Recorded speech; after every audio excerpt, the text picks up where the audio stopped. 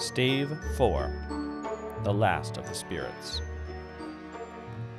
The phantom slowly, gravely, silently approached. When it came near him, Scrooge bent down upon his knee, for in the very air through which this spirit moved, it seemed to scatter gloom and mystery. It was shrouded in a deep black garment, which concealed its head, its face, its form, and left nothing of it visible save one outstretched hand. But for this it would have been difficult to detach its figure from the night and separate it from the darkness by which it was surrounded. He felt that it was tall and stately when it came beside him, and that its mysterious presence filled him with a solemn dread. He knew no more, for the spirit neither spoke nor moved. "Am I in the presence of the ghost of Christmas yet to come?" said Scrooge. The spirit answered not, but pointed onward with its hand. "You are about to show me shadows of the things that have not happened, but will happen in the time before us," Scrooge pursued. "Is that so, spirit?" The upper portion of the garment was contracted for an instant in its folds, as if the spirit had inclined its head. That was the only answer he received.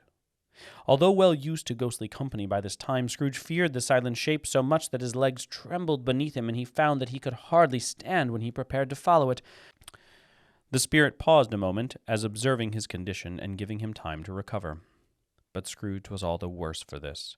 It thrilled him with a vague, uncertain horror to know that behind the dusky shroud there were ghostly eyes intently fixed upon him, while he, though he stretched his own to the utmost, could see nothing but a spectral hand and one great heap of black. "Ghost of the future!" he exclaimed, "I fear you more than any spectre I have seen. But as I know your purpose is to do me good, and as I hope to live to be another man from what I was, I am prepared to bear you company and do it with a thankful heart. Will you not speak to me?" It gave him no reply. The hand was pointed straight before them. "Lead on," said Scrooge. "Lead on. The night is waning fast, and it is precious time to me, I know. Lead on, spirit." The phantom moved away as it had come towards him. Scrooge followed in the shadow of its dress, which bore him up, he thought, and carried him along. They scarcely seemed to enter the city, for the city rather seemed to spring up about them, and encompass them of its own act. And there they were, in the heart of it, on 'change, amongst the merchants, who hurried up and down, and chinked the money in their pockets, and conversed in groups, and looked at their watches, and trifled thoughtfully with their great gold seals, and so forth, as Scrooge had seen them often. The spirit stopped beside one little knot of businessmen. Observing that the hand was pointed to them, Scrooge advanced to listen to their talk. "No," said a great fat man with a monstrous chin. "I don't know much about it either way. I only know he's dead." "When did he die?" inquired another. "Last night, I believe." "Why, what was the matter with him?" asked a third, taking a vast quantity of snuff out of a very large snuff-box. "I thought he'd never die." "God knows," said the first with a yawn. "What has he done with his money?" asked a red-faced gentleman with a pendulous excrescence on the end of his nose that shook like the gills of a turkey-cock. "I haven't heard," said the man with the large chin, yawning again. "Left it to his company, perhaps. He hasn't left it to me, that's all I know." This pleasantry was received with a general laugh. "It's likely to be a very cheap funeral," said the same speaker, "for upon my life I don't know of anybody to go to it. Suppose we make up a party and volunteer." "I don't mind going if a lunch is provided," observed the gentleman with the excrescence on his nose, "but I must be fed if I make one." Another laugh.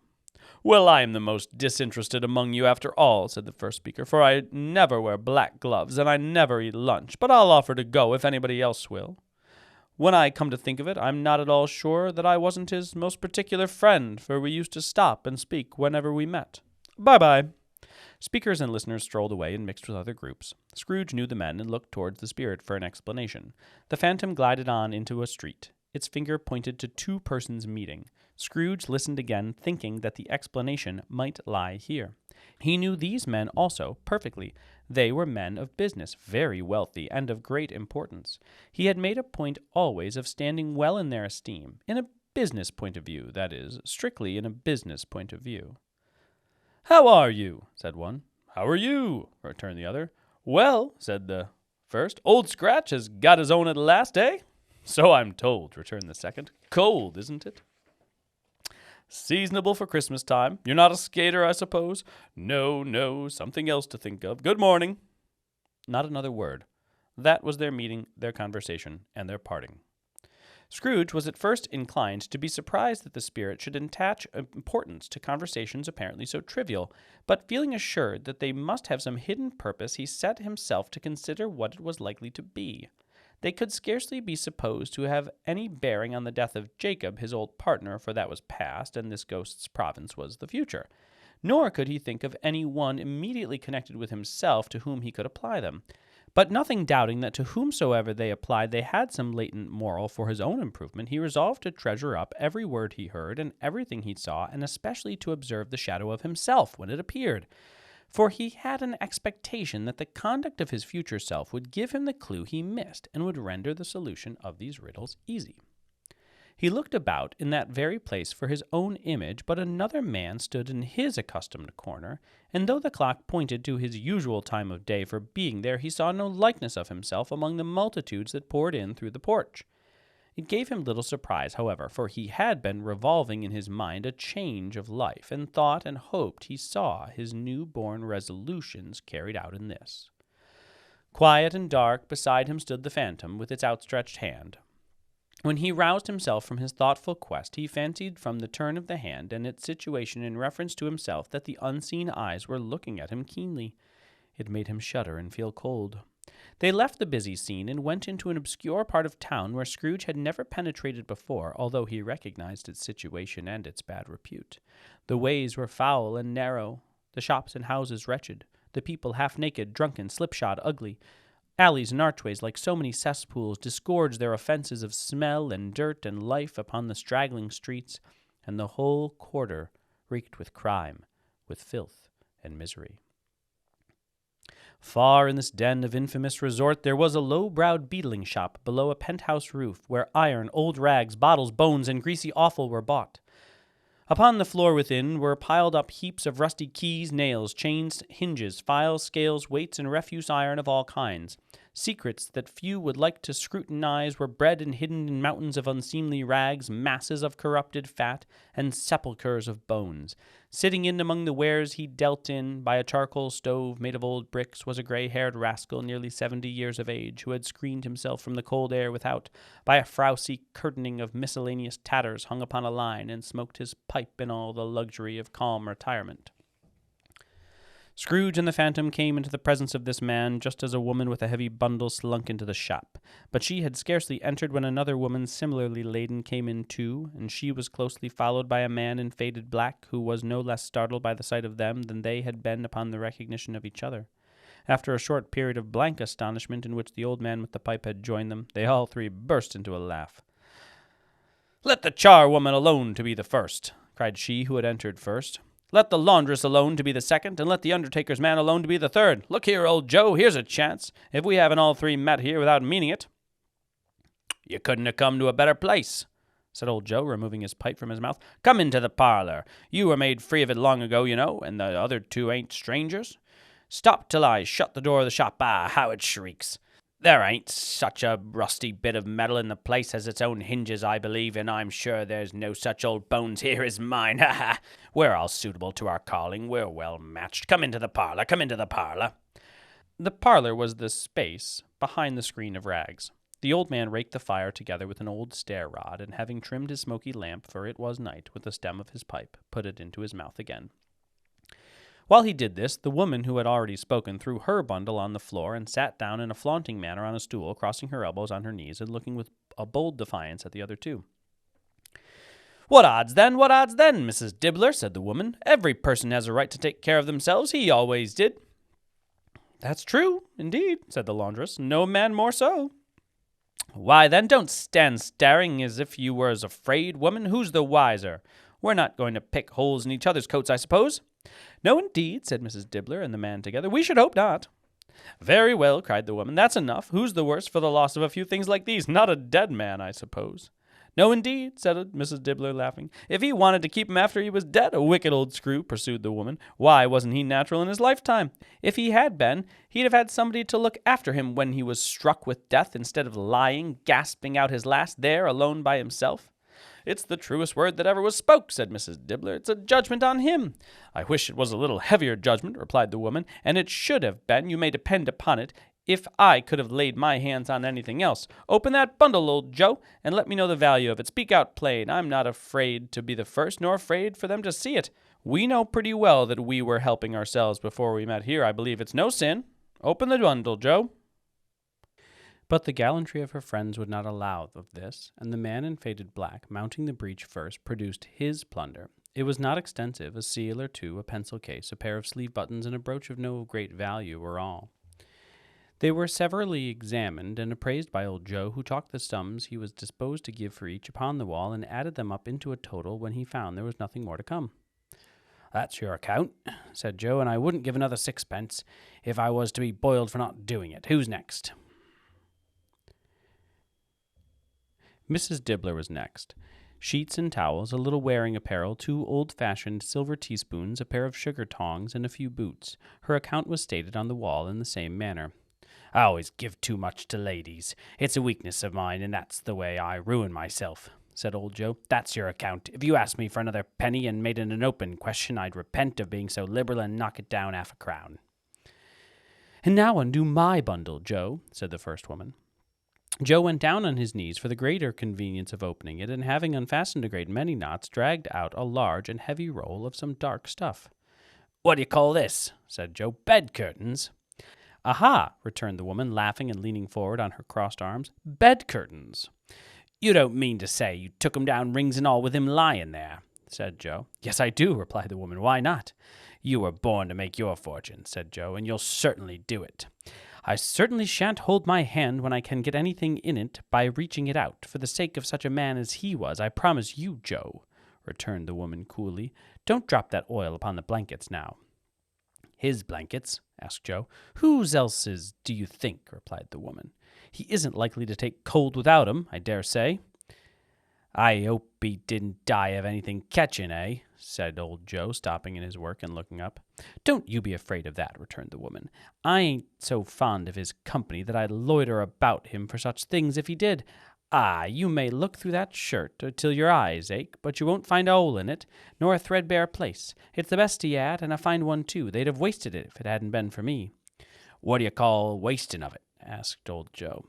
"Putting it on him to be buried in, to be sure," replied the woman with a laugh. "Somebody was fool enough to do it, but I took it off again. If calico ain't good enough for such a purpose, it isn't good enough for anything. It's quite as becoming to the body. He can't look uglier than he did in that one." Scrooge listened to this dialogue in horror. As they sat grouped about their spoil in the scanty light afforded by the old man's lamp, he viewed them with a detestation and disgust which could hardly have been greater, though they had been obscene demons marketing the corpse itself. "Ha, ha!" laughed the same woman, when old Joe, producing a flannel bag with money in it, told out their several gains upon the ground. "This is the end of it, you see. He frightened every one away from him when he was alive, to profit us when he was dead. Ha, ha, ha!" "Spirit," said Scrooge, shuddering from head to foot. I see. The case of this unhappy man might be my own. My life tends that way now. Merciful heaven, what is this?" He recoiled in terror, for the scene had changed, and now he almost touched a bed, a bare, uncurtained bed, on which, beneath a ragged sheet, there lay a something covered up, which, though it was dumb, announced itself in awful language. The room was very dark, too dark to be observed with any accuracy, though Scrooge glanced round it in obedience to a secret impulse, anxious to know what kind of room it was. A pale light, rising in the outer air, fell straight upon that bed, and on it, plundered and bereft, unwatched, unwept, uncared for, was the body of this man. Scrooge glanced towards the phantom. Its steady hand was pointed to the head. The cover was so carelessly adjusted that the slightest raising of it, the motion of a finger upon Scrooge's part, would have disclosed the face. He thought of it, felt how easy it would be to do, and longed to do it, but had no more power to withdraw the veil than to dismiss the spectre at his side. "O cold, cold, rigid, dreadful death, set up thine altar here, and dress it with such terrors as thou hast at thy command, for this is thy dominion. But of the loved, revered, and honored head thou canst not turn one hair to thy dread purposes, or make one feature odious. It is not that the hand is heavy and will fall down when released. It is not that the heart and pulse are still, but that the hand was open, generous, and true, the heart brave, warm, and tender, and the pulse a man's. Strike, shadow, strike, and see his good deeds springing from the wound to sow the world with life immortal. No voice pronounced these words in Scrooge's ears, and yet he heard them when he looked upon the bed. He thought, if this man could be raised up now, what would be his foremost thoughts? Avarice? Hard dealing? Griping cares? They have brought him to a rich end, truly. He lay in the dark, empty house, with not a man, a woman, or a child to say that he was kind to me in this or that, and for the memory of one kind word I will be kind to him. A cat was tearing at the door, and there was a sound of gnawing rats beneath the hearthstone.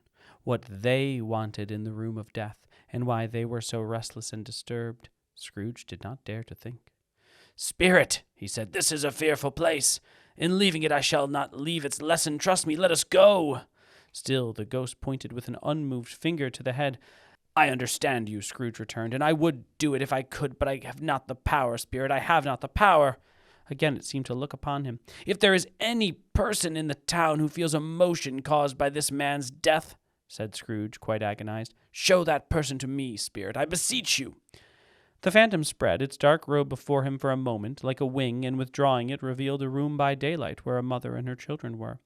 She was expecting someone, and with anxious eagerness, for she walked up and down the room, started at every sound, looked out from the window, glanced at the clock, tried but in vain to work with her needle, and could hardly bear the voices of the children in their play.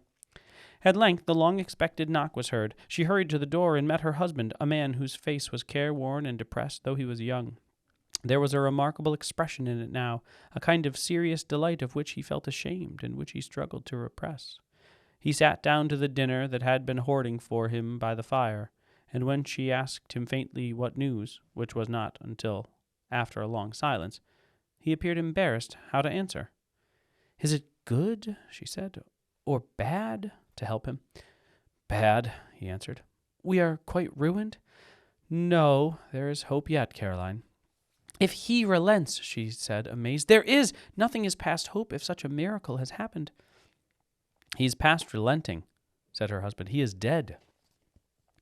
She was a mild and patient creature, if her face spoke truth, but she was thankful in her soul to hear it, and she said so with clasped hands. She prayed forgiveness the next moment, and it was sorry, but the first was the emotion of her heart. "What the half-drunken woman whom I told you of last night said to me when I tried to see him and obtain a week's delay, and what I thought was a mere excuse to avoid me, turns out to have been quite true. He was not only very ill, but dying then." "To whom will our debt be transferred?" "I don't know, but before that time we shall be ready with the money, and even though we were not, it would be bad fortune indeed to find so merciless a creditor in his successor. We may sleep tonight with light hearts, Caroline." Yes, soften it as they would, their hearts were lighter. The children's faces, hushed and clustered round to hear what they so little understood, were brighter, and it was a happier house for this man's death. The only emotion that the ghost could show him, caused by the event, was one of pleasure. "Let me see some tenderness connected with the death," said Scrooge, "or that dark chamber spirit, which we just left now, will be forever present to me." The ghost conducted him through several streets familiar to his feet, and as they went along, Scrooge looked here and there to find himself, but nowhere was he to be seen. They entered poor Bob Cratchit's house, the dwelling he had visited before, and found the mother and the children seated round the fire. Quiet, very quiet. The noisy little Cratchits were as still as statues in one corner, and sat looking up at Peter, who had a book before him. The mother and her daughters were engaged in sewing, but surely they were very quiet. And he took a child and set him in the midst of them. Where had Scrooge heard those words? He had not dreamed them. The boy must have read them out as he and the spirit crossed the threshold. Why did he not go on? The mother laid her work upon the table and put her hand up to her face. "The color hurts my eyes," she said. "The color? Ah, poor Tiny Tim." "They're better now again," said Cratchit's wife. "It makes them weak by candlelight, and I wouldn't show weak eyes to your father when he comes home for the world. It must be near his time."